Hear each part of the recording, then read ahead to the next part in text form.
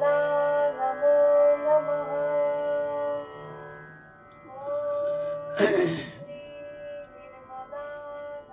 बोरकर गुरुजी, विश्व ज्योतिषाचार्य, ब्रह्मांड ज्योतिष कार्यालय रावेर।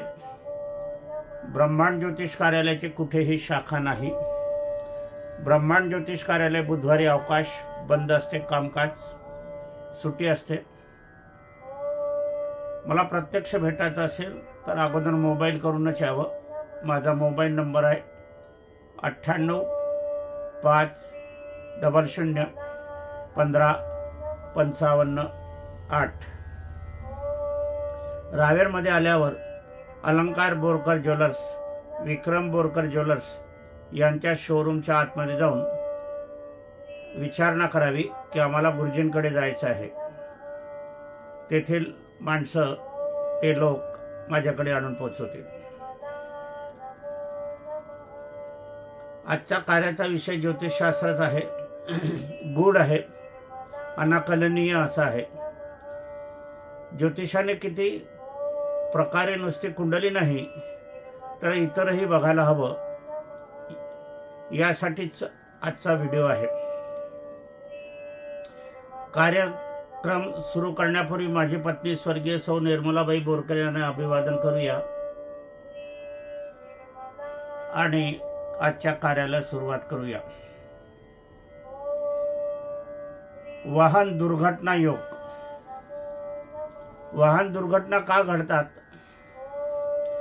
त्याच्यामध्ये अपघात का होतात, ऍक्सिडेंट का होतात, वाहन वारंवार बिघडते का, दुरुस्ती का करावं लागते, ऍक्सिडेंट का होतात, मृत्यू का होतात, याविषयी आपल्याला ज्योतिषशास्त्राच्या माध्यमातून तर आपल्याला कळतेच, परंतु इतरही ज्या गोष्टी आहे, कोणाची नाराजी, कोणाचे विरोध, कोणाचे अशिष्टपणा किंवा आपण त्यावर केलेली कार्यवाही, अशा अनेक तऱ्हेतून हे ऍक्सिडेंट घडतात, अपघात घडतात। आता याचा अभ्यास करता करता ज्या वेळेला वाहन बरोबर आहे, वाहन क्रमांक बरोबर आहे, वाहन शुभ मुहूर्तावर खरेदी केलेलं आहे, वाहन योग्य जागेत ठेवलेलं आहे, तरीही ते वाहन नादुरुस्त का होते, अपघात भय काय होतो, मृत्यू काय होतो, कुंडलीत तर बरोबर सांगते, मग असं का घडते?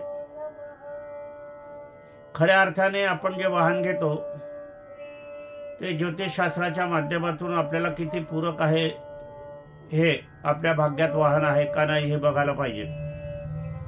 वाहन कोणत्या दिवशी घ्यायला पाहिजे हे पण बघायला पाहिजे। वाहन कोणत्या दिशेकडून आणायला पाहिजे हे पण बघायला पाहिजे। वाहन गॅरेजमधून निघताना कोणत्या दिशेकडून काढायला पाहिजे हे पण बघायला पाहिजे। वाहनाचा रंग कोणता हे पण बघायला पाहिजे। याशिवाय महत्त्वाची गोष्ट अशी की वाहन क्रमांक पण बघायला पाहिजे, शुभ अंक कोणते आहे हे बघायला पाहिजे।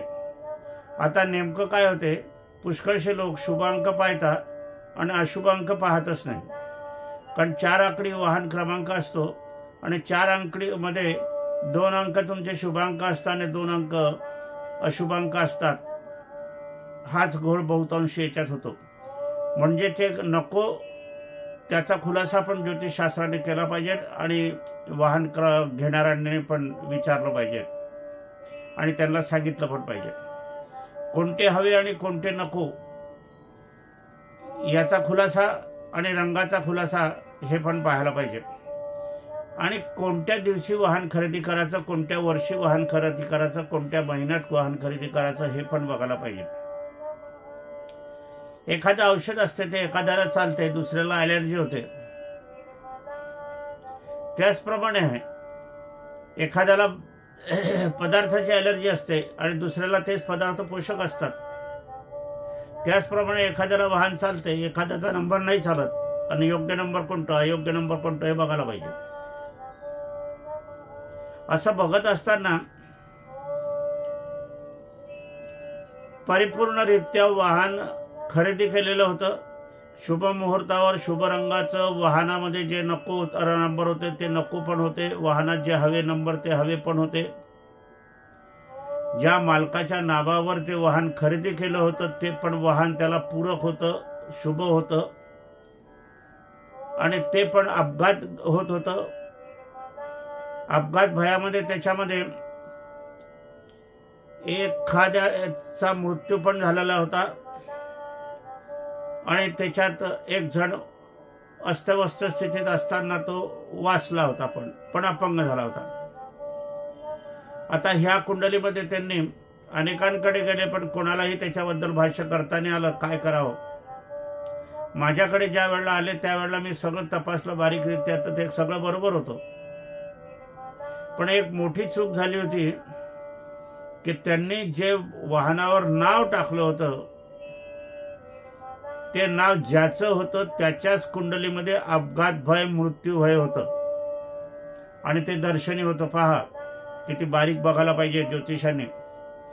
वाहन क्रमांकावर जसं लक्ष आहे तसं वाहनावर तुम्ही नावं टाकतात. बहुतांशी लोक काय करतात की मुलामुलींचीच नावं टाकतात किंवा स्वतःचं नाव टाकतात, बायकोचं नाव टाकतात आणि त्याच्यामध्ये त्यांची अशुभ पत्रिका असते, त्यांच्यात अपघात भय असतो. तर मग अपघात होणारच. मग कुठेही जा तुम्ही. अपघात भयाची कुंडली आहे, तो त्या वाहनात बसला, वाहन शुद्धही असलं तर अपघात हा होणारच. याला एकच पर्याय आहे, माता पिताचं नाव असलं तर मग त्याला कुंडली वगैरे पाहण्याची गरज नसते. कारण माता पिता हे दैवत्व असतं, ते देवाचं नाव असते. देवाचं नाव टाकताना सुद्धा विचार करायला हवा. बहुतेकांत काय करतात की महाराजांचं नाव टाकत बसतात. पण तुमची जी कुलदेवता आहे, कुलदेव आहे, त्यांचं नाव टाकायला पाहिजे. ते सोडून देतात आणि इथेच मग चूक होते. मग कोणी येत नाही. प्रथम तुमची घराण्याची जी कुलदेवता आहे, कुलदेव आहे, त्यांचंच नाव टाकणं हेच योग्य आहे, बाकीचं नाही. तुम्हाला त्या नावाशिवाय दुसरा पर्याय नाही आहे. आणि दुसरं असं तुम्ही मुलामुलींची नावं, पत्नीचं नावं, स्वतःचं नावं जे टाकतात तर तुमच्या कुंडलीमध्ये शुभ अशुभत्व असतेच.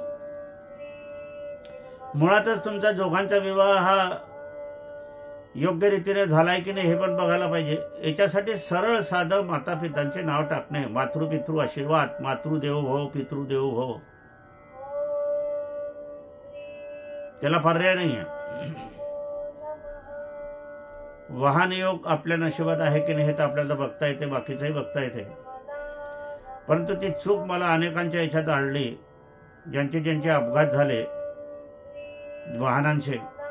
मग ते टू व्हीलर असो, फोर व्हीलर असो, माल वाहतुकाचा असो, छोटा हत्ती, मोठा हत्ती काय म्हणतात ते असो, रिक्षा असो, टांगा असो. मी याचं परीक्षण ज्या वेळेला करायला लागलो त्यावेळेला मला प्रामुख्याने याच्यामध्ये अपघात भयाच्या मध्ये असणारं नावं चुकीचे. आणि त्याच्यात एकही असं मला आहे की ज्यांच्या याच्यावर मातृपितृचे नावं होते ते अपघात झाला तरी सगळे वाचले होते.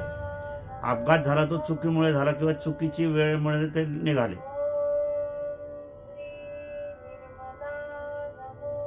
फार मोठा विचारणीय हा प्रश्न आहे. म्हणून मी आज लगेचच दुसरा व्हिडिओ जाहीर केला, प्रसारित केला, कारण तो फार महत्त्वाचा आहे. म्हणून आजचा कार्य इथे संपूया.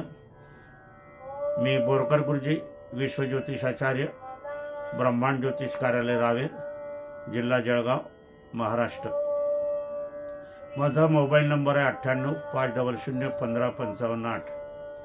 आमची जी हे ब्रह्मांड ज्योतिषाचे कार्याचे हे आहे, हे माझं वैयक्तिक नाही आहे, हे सामूहिक आहे. तिथे मी माझ्या हातात जे आहे ते मी काम करणारा मनुष्य आहे इथे, आणि त्यानुसार हे काम कार्यपद्धती चालते. याला काही नियम अटी लावून दिलेले आहेत, त्या नियमाप्रमाणे आम्ही चालतो. आणि आम्हाला जेवढं समजते, आम्हाला जेवढी बुद्धी आहे, जेवढं आमचं ज्ञान आहे, त्याचप्रमाणे आम्ही तुम्हाला ते सर्वस्वी देण्याचा प्रयत्न करतो. आम्ही स्वतःला विद्वान पंडित शास्त्र मुळीच समजत नाही, आम्ही अभ्यासक आहोत असं लीनतेने तुम्हाला आम्ही सांगतो. असो, श्रद्धा असायला हवी. पुनश्च माझी पत्नी स्वर्गीय सौ निर्मलाबाई बोरकर यांना अभिवादन करून कार्याचं समापन करूया.